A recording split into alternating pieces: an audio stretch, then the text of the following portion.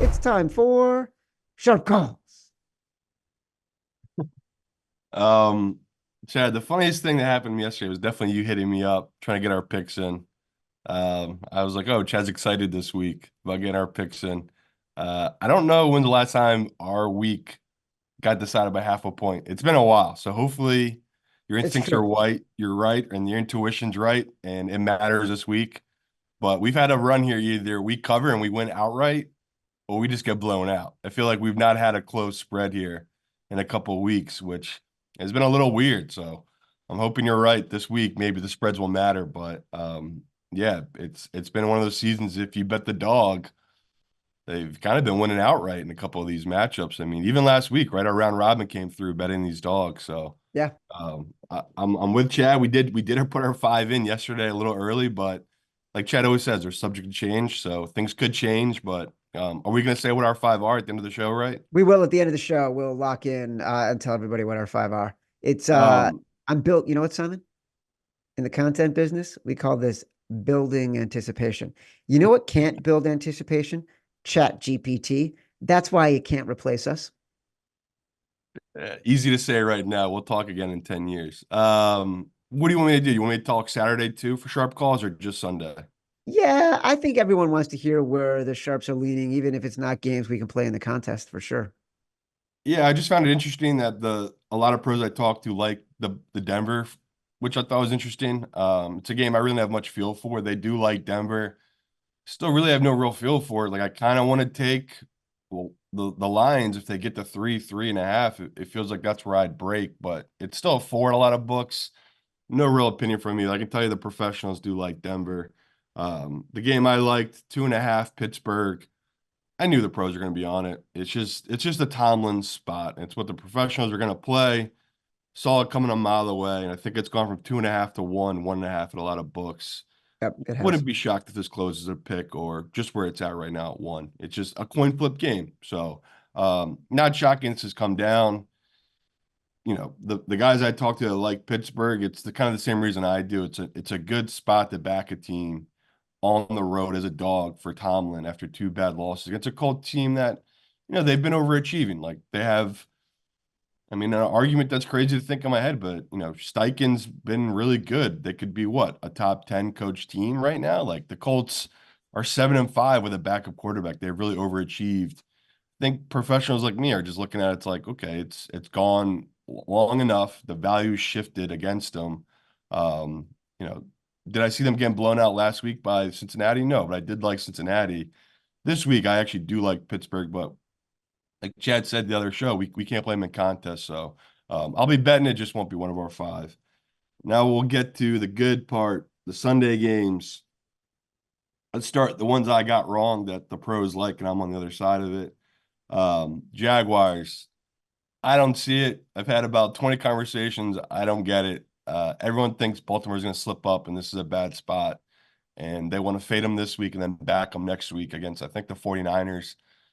I don't know. I don't see it. I just don't see the Ravens having back-to-back bad games. Like last week was a bad game against the Rams. I mean, they kind of sleptwalked through it, kind of should have lost. And then, Lamar got that two-pointer and they got that kick return in overtime. It's just, I don't know. It doesn't feel like I'm buying high on the Ravens. 'Cause I think if they lost last week against the Rams, this is what this number would be. The number would be three, right? So it feels properly priced, but I can tell you I'm on the opposite side. So maybe me and Chat won't have this in our contest just because I've talked to so many pros who love the Jaguars here, but I don't see it. I'm walking to the trap with anyone betting this Baltimore team. It's just I'm missing something, but I can tell you if you just want to avoid it, that's the pros like the Jaguars.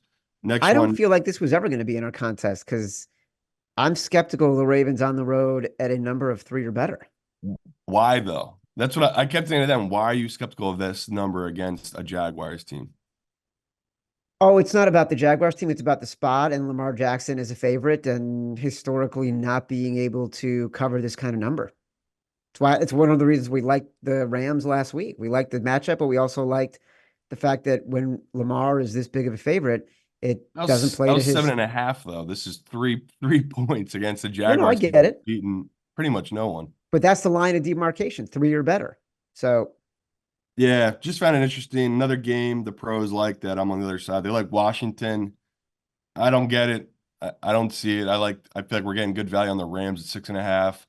Just gonna stay away. Apparently it's a trap and I'm walking right into it. But it's all another right. Well, game I'm I just glad you don't. mentioned that. Let's talk about that one a little bit later because we were texting about that one last night and I was trying to get your sense. So, that's definitely one we'll go deeper on. Yeah, don't get it. Talked to a couple of guys who love Dallas, which I was shocked by. I thought everyone would just be in unison on this Buffalo team. It's just another week of people split. It's like last week with the Eagles Dallas game. I mean, it's just people are going to be split. I mean, it's like the Eagles 49ers game. A bunch of pros are split on that one. Same thing here. It's just there's some guys who are just very dug in on this Dallas team. They really like them. I mean, they're not that I don't think they're overreacting, but I do think they are where it's like this is when you get off Dallas. We always hit this point in every season with Dallas. Like their fans have balled in. Stephen A. Smith is going to be talking about them. Is this the year the Cowboys win the Super Bowl? Everyone's just going to be drinking the Kool-Aid, and this is usually where I get off and I make good money here. But I don't think people, especially bettors, trust the Bills like I do, and it's hard for me to disagree with it. Sean McDermott, his defense when he has a lead has been atrocious this season, and could we easily get backdoored by Dallas? Yes, but when I'm making this bet, this is a bet I'm making of like, the Bills are going to beat them by more than a touchdown. This won't be a close game. So that's another one we're going to definitely have to dive into, Chad. Yeah. And then the last two that they agreed us on, well, I guess three. No brainer. You take the Panthers here against Atlanta. Another no brainer. Back in the Bears against a banged up Cleveland team, which we're going to talk about. And then again, me and you really didn't talk much about, but the pros love it. The Patriots, which I did think we gave out at 9.5. We It's did. down to 7.5, 8, a lot of books. Not shocking there. The pros came in on. It was just too big of a number. Mix in now, you have all these bullshit rumors about Belichick. I mean, come on. It's going to be pros versus Joes. The public will be on the Chiefs. The pros will be on the Patriots. I'm just shocked it's moved 2 points since Tuesday. So was 9.5. Now it's 7.5. As a reminder, you can catch every episode of The Favorites live on YouTube. For those enjoying on YouTube, don't forget to give us a like and subscribe to the Action Network YouTube page. All right, you mentioned a lot of the games that we're talking about. We got to get to our Foxhole. We've Yeah. got to get to Survivor. We got Survivor's to get done. to our. I What's that? lost. I lost Survivor. We're done with Survivor. Yeah, I don't know if we brought it up last show, but yeah, I'm dead. Pittsburgh lost. Green Bay lost. Oh, Like that's right. That's I'd love right. to I fake forgot it and tell you about. people I'm still in one, but it's over. It is sadly over for me. I totally forgot about that. All right. Yep. Well, listen, we're Sad not day. Survivor, no longer Survivor. Good We got to run. get Made to it our to week big 14.